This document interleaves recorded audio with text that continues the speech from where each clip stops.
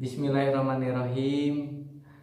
Assalamualaikum warahmatullahi wabarakatuh. Tepangkeun wasta abdi Muhammad Reza Adhari di kelas IPS 3. Alhamdulillahirabbil alamin. Wassalatu wassalamu ala asrofil anbiya'i wa mursalin wa ala alihi washabihi ajmain, amma ba'du.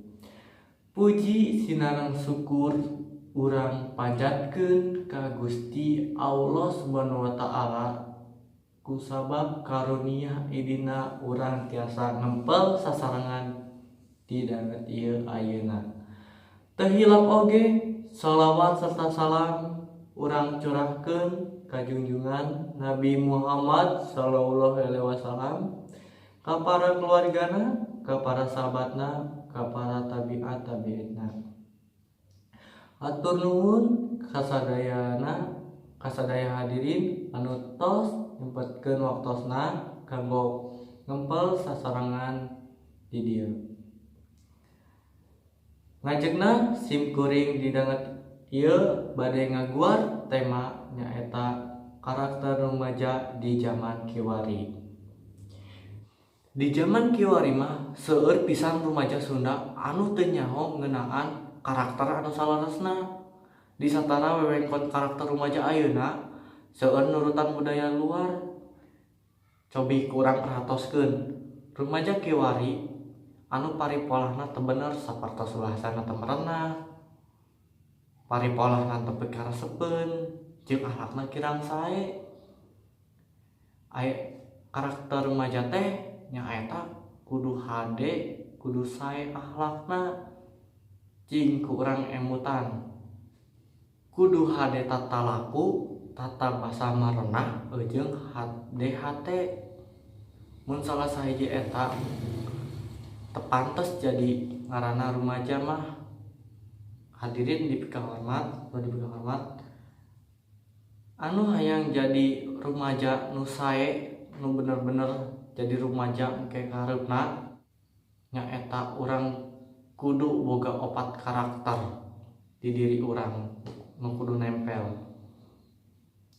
Nyaeta salah sahijina cager hatena, cager jiwana, jeung cager rohanina, cager pangemutana.